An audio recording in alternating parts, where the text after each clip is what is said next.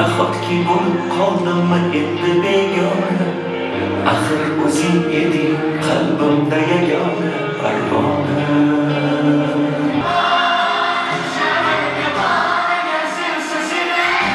Mendan kuchliroq kerakmi senga, mendayam telbaroq oshig'i bemor.